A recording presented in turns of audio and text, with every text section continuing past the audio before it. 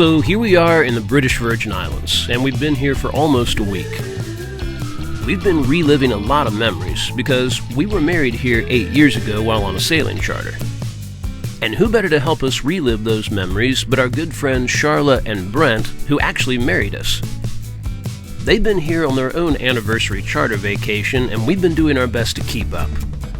When you only have a week to see this amazing place, the only way to do it is full throttle. Bubble. You want to go sit there with me? Wow! Whoa! Oh, it's coming!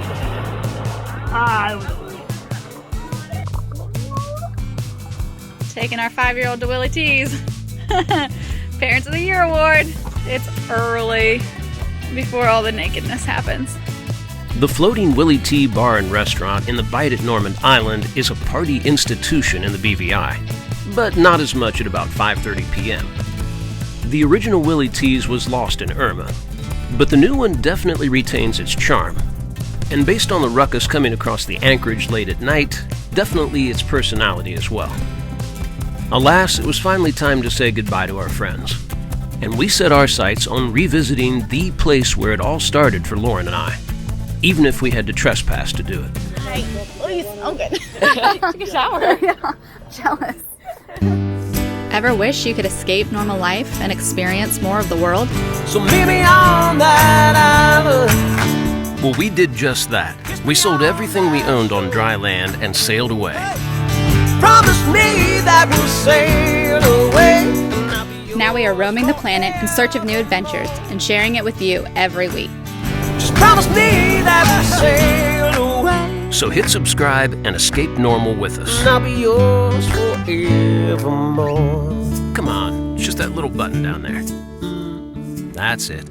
Looks like we got a big storm coming in at Joost Van Dyke. We just got a pretty big gust. We are not on a mooring ball, so we're just making sure the anchor is good and stuck. Yeah, put a bunch more snuffer out just to... Yeah, it kind of took us a while to get anchored when we did it, so, but it all looks good. I saw 16. It was a big It was a big one. I would not be shocked if that was a 30. That was like, turned the boat this way and like, we're both like, whoa! But we stuck through that one. Yeah. I feel close. Me too. I wonder if we've slipped a little bit since we anchored, but I don't know, it's hard to say. Yeah. I know we were somewhere in this neighborhood. Let's see. Keep an eye on it.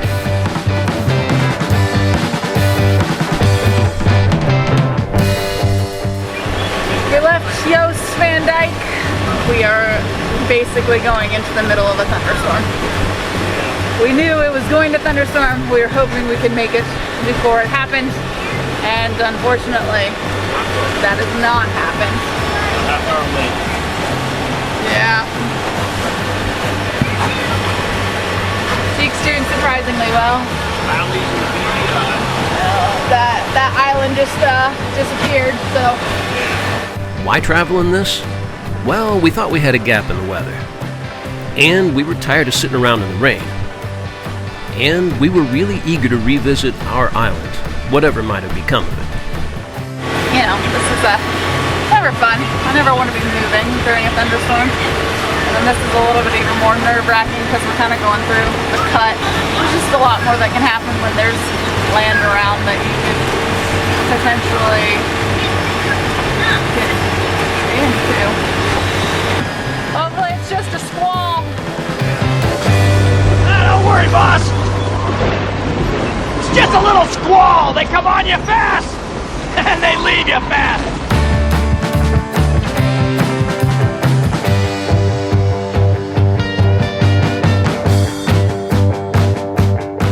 After the awesome weather of last week when our friends were here, they literally had a perfect vacation. And like, thank goodness they didn't come this week.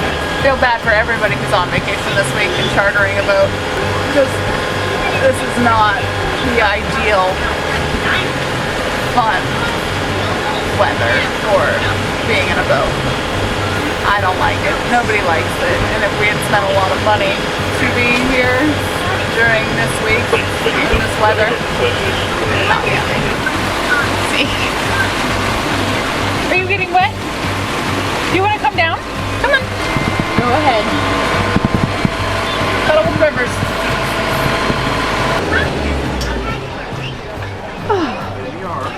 Here we are. Made it to a mooring ball. No real drama. Now we get to sit. It's just a little wet. Very good. Well, just in time for this next wave, so. Yeah, I think we got in just in time. Look, that's where we got married. It looked much nicer then. Sad day. At the top of that little hill up there. Okay, we gotta eat passage lunch. Passage lunch. No passage drink. It was a nasty motor, straight up wind into 20 to 25 knots. Big swells coming in from the north because it's just been kind of windy and crappy for the last couple of days. And, you know, so really, really, really rough. Because now we're sitting here, we finally get on the mooring ball. You know, we're at Marina Cay where we happen to have gotten married 8 years ago, and it's pretty much shot. This could easily be one of those little segments where we talk about, cruising life. It's not everything it's made up to be. You have days like this when it's rainy and crappy, even in the Caribbean. We get beat around, we get wet, and it's storming, and we're trying to get a mooring ball, and blah, blah, blah, and it's awful. But here's the thing, and I think we do it, and I think probably a lot of cruisers do, take days like this for granted as well when compared to normal land life and things like that, because this is not a big touring day. We're not going to see anything particularly beautiful or fantastic. Rainy, gross, but I mean it was challenging.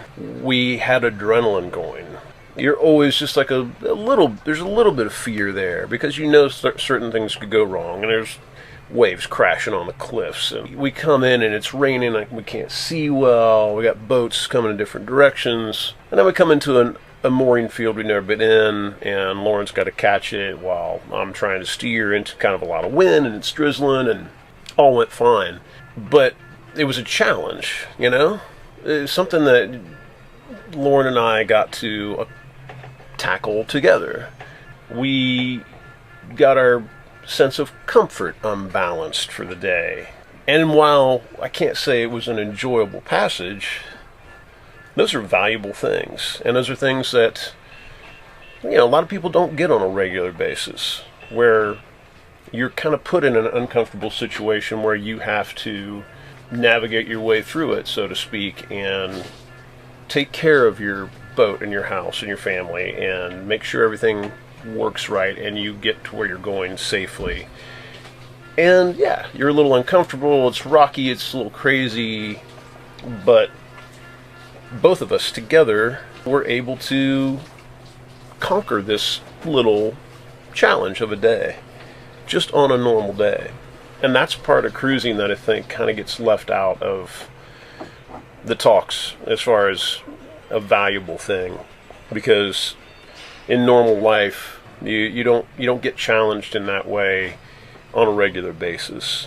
And I think it's good for people to have to get through little mini adventures like that. Every time we get through a little day like this, we feel good about ourselves, and especially as a couple. You know, a lot of people don't get to do things like that with their spouse and conquer those kind of little challenges. Anyway, cheers. Rare break in the rain today. There you go, look at Marina Cay. Sad. It's deserted now after Hurricane Irma, but we'll go and do a nice little look around, reminisce, all the things. Well, we're about to make a little side trip to land. Ready to go see where Mommy and Daddy got married? Yeah, but Daddy, What? did the hurricane only hit that little island? No, it hit all these islands. All the British Virgin Islands got hit pretty bad. It's been a while. It's 2017, so it's been 5 years. All right, let's go hit it. It's time for an excursion. Zeke's ready. He's like, I'll show you around.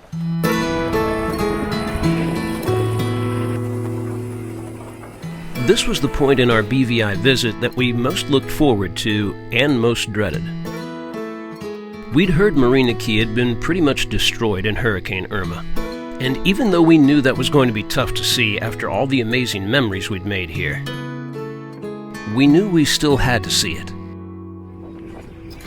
Strictly speaking, we're not supposed to be here, but you know.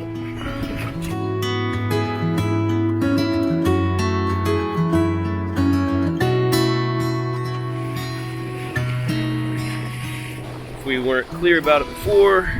We got married here and the hurricane destroyed it in 2017. And some of it, man,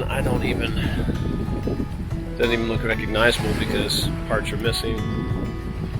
But we got married up on top of the hill, all the way to the top. And there's a little row of open air tropical hotel rooms. We got one of those. Lauren used it to get ready. Her sister helped her and her cousin. There is a bar up midway, and when we came down from after our wedding, there was a band playing there, and kind of unofficially our wedding song was To Make You Feel My Love, because those guys played it. And then at the end we went and had dinner at the Pusser's restaurant down at the bottom. It was the Pusser's leased it from whoever owned it. And, I wanna go where you were. Alright, well, let's start making our way up the trails.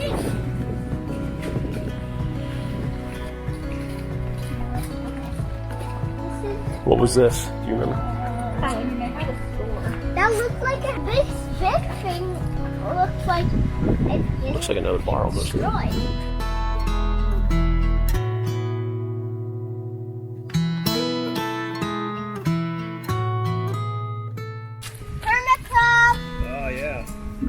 Probably their island now. Yeah. Even though it got destroyed. Yeah, things can still live on it.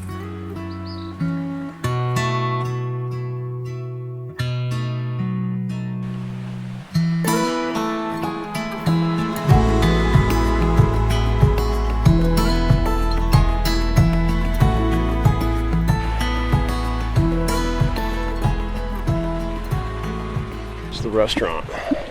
It was the most hard hit, but it was the nicest structure here. And that was a open air covered patio. And we had a reception dinner right about there. About 20 of us. Our friends and family who were on the charter. And then some former strangers that we met on the ferry from St. Thomas to Tortola. And after Chico and I played some songs for them on the ferry, they gave us some beers. Pretty soon we were friends, and they vowed they were going to come to our wedding. Sure enough, when we pulled into the mooring field, there they were waiting for us. And oddly enough, our boat was called Hotel California, and as we pulled in, completely by chance, they were blasting their radio, and Hotel California was the song playing. It was kind of eerie. They swore up and down it was not intentional, because they didn't even know what our boat name was at that point. It's a miracle. We got sunshine and blue skies.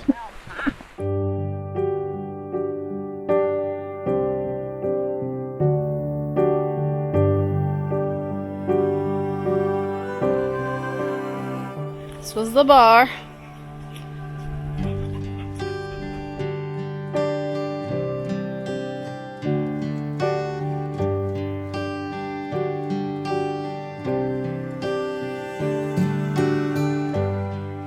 We signed our marriage license right here.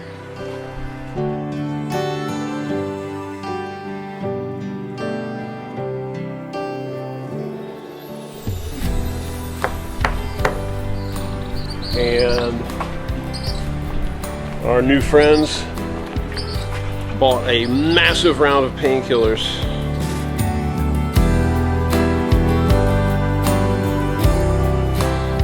That they laid out right there on that bar.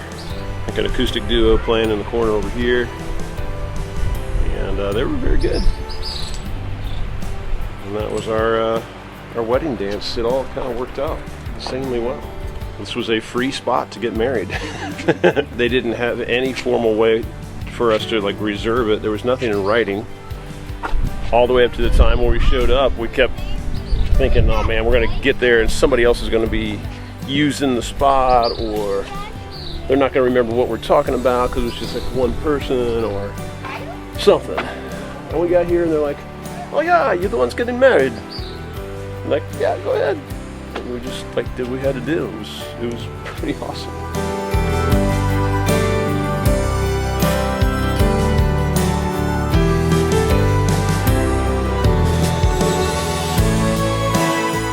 The grounds were just beautiful.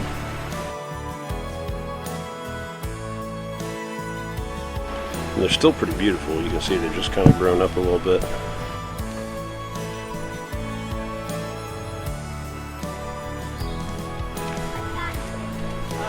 I can't believe how nice it is right now. Where you were married at?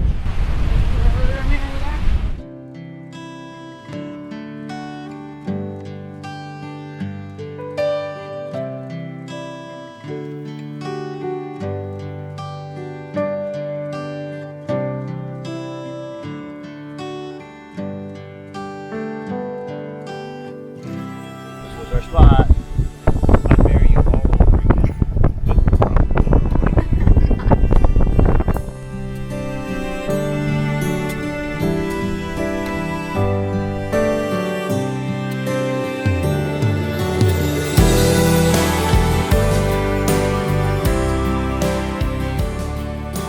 Streamed it live. We were like the first people to ever try and do that. Now we were cutting It edge. was hard.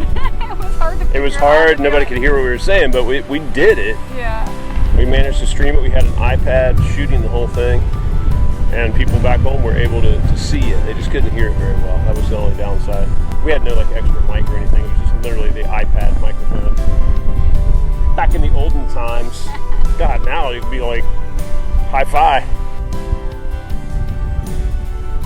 What are you doing? You want to go see the little hotel rooms? The little open air hotel rooms. They weren't open air then. Well, not this open air.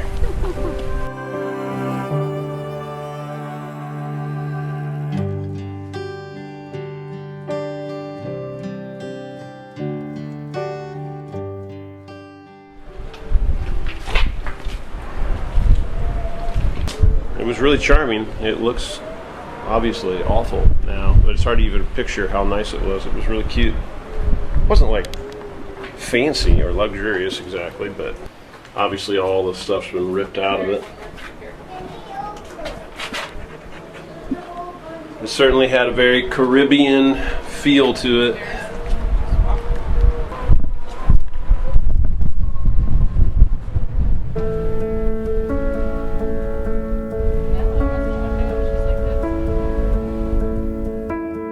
As difficult as it initially was to see this island, our island, in this condition, so at odds with all the beautiful memories, and not just our own, but all the lost dreams and livelihoods this place supported.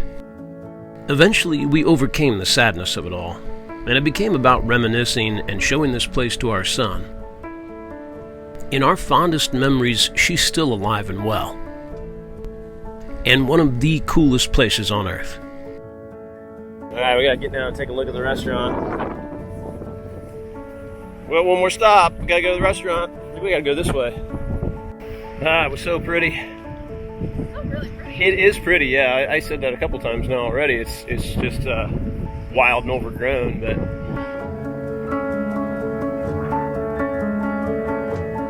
these were a little more sprawling. It doesn't look bad. Oh, very. Right. On the roof. This one kept its roof. Yeah.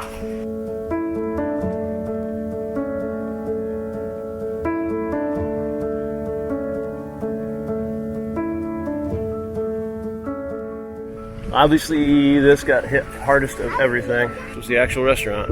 We ate right there on that deck under a roof. All right, well, hate to cut this short, but let's go!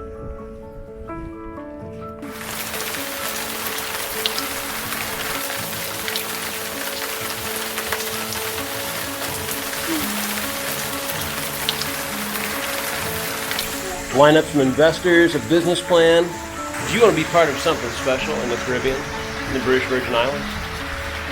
Give us money, and we will make a giant island restaurant, and you will maybe get some money back.